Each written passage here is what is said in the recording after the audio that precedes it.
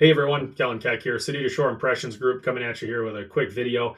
It's Tuesday, January 13th, and it finally happened. The national average for interest rates are officially under 6%. First time in over 2 years. So February of 2023 was the last time that they were under 6%. So we're actually coming up on almost 3 full calendar years since that's happened. So pretty exciting to see.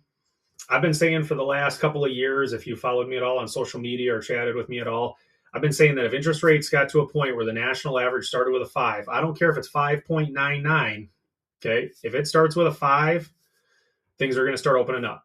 People are going to start looking at this going, okay, I've been sitting on my 3% interest rate now for the last few years. I'm busting at the seams in my small house. We're at a point now where we can make a move and not feel bad about leaving our 3% interest rate.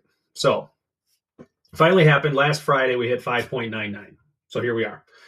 So what does that mean for buyers? Well, it means that this spring is most likely going to start getting a little competitive again. So if you're a buyer, the sooner you can buy, the better. Avoid some of that competition in the spring market. I don't like seeing buyers waive inspections. I don't like seeing buyers have to go way over with appraisal guarantees or outbid somebody in a multiple offer situation. But that might be where we're headed again. We still have fairly limited inventory out there. There's not a ton, especially in that sub 400 market. So if that's the area that you're in with your budget, it's going to be tight. So I would encourage you that if you have not started looking yet, that it might be time to start getting real serious about it. So the other thing is if you're in a position that you're trying to build, I do a lot of work in new construction, and if we're getting to a point where our interest rates are going to start coming down, that's going to start meaning that these people that have been sitting around waiting for this to happen so that they can build their home are going to start coming out of the woodwork. And what happens then is that your demand starts going up, and home builders start to get strained, subcontractors start to get strained, even suppliers and building material suppliers start getting strained. So with demand comes price increases. So those of you that have been sitting kind of on the sideline waiting for an opportune time, you best get moving, because it's only going to get worse as far as demand and pricing and stuff goes. So that's kind of the inverse reaction that we see with interest rates. Interest rates come down, demand goes up. Typically, price then follows shortly behind it. So something to consider. Interest rates down are a good thing for the real estate market.